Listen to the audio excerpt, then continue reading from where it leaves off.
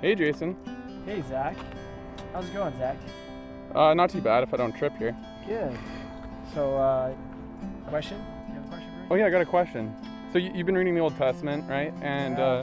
I was wondering if there's one character who really stood out to you. Well, that's a really loaded question. Yeah, when I think about the Old Testament, I think about when I was just going to a ministry trip in Vulcan, in Alberta. Vulcan, the place where that guy with the ears from Star Trek. Anyways, this guy said to me once, he's like, "Man, you really have this heart of David." And I was like, I took that as a super big compliment. I thought, man, like, heart of David. But you know what?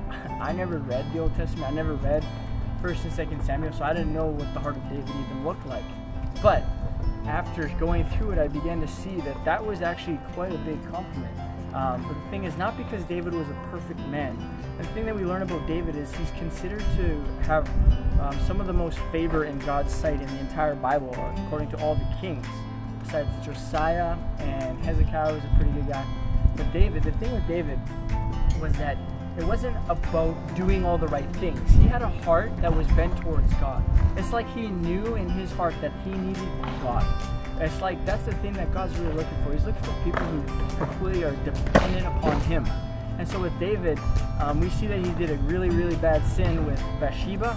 He saw the woman up on the balcony, and he looked twice, and he allowed that to turn into full-blown sin, and he committed idolatry,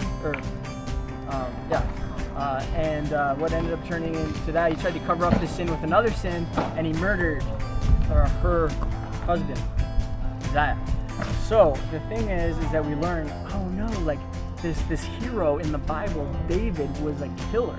Well, the thing is, God worked within his weaknesses, and he made him perfect. And the thing is, the thing that God really found perfect in his sight was his faith. It was just this.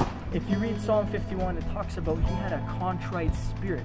He was broken. He cried out to God, and that's something we learn about. That you think like, God, I'm striving, I'm working hard, I'm trying to do your will, and it's just like, there's so many problems in my life. Well, have you ever thought to wonder maybe the problems that are in their life is because you're trying to do so much?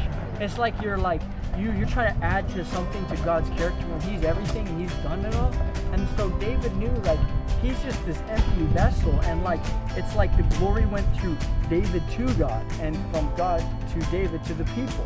But a lot of the times, the kings, what happened was that it stopped at them, and they made the decision, and they became prideful, and they wanted a temple, and they wanted a kingdom that was stable in the nations that appeared to be stable with these fear-based kings. And David looked beyond that. He had discernment, and he said, look, you know what? It's going to sound crazy, but when most kings were trying to build up their armies, which David did some of that too, but he didn't, he would pray. So his weapon of warfare was prayer. And he was on his knees and he was crying out to God. Guess what? Guess who fought his battles? God did. So that's something we learn through these characters, is that we learn something about God in these great characters in the Bible, such as David.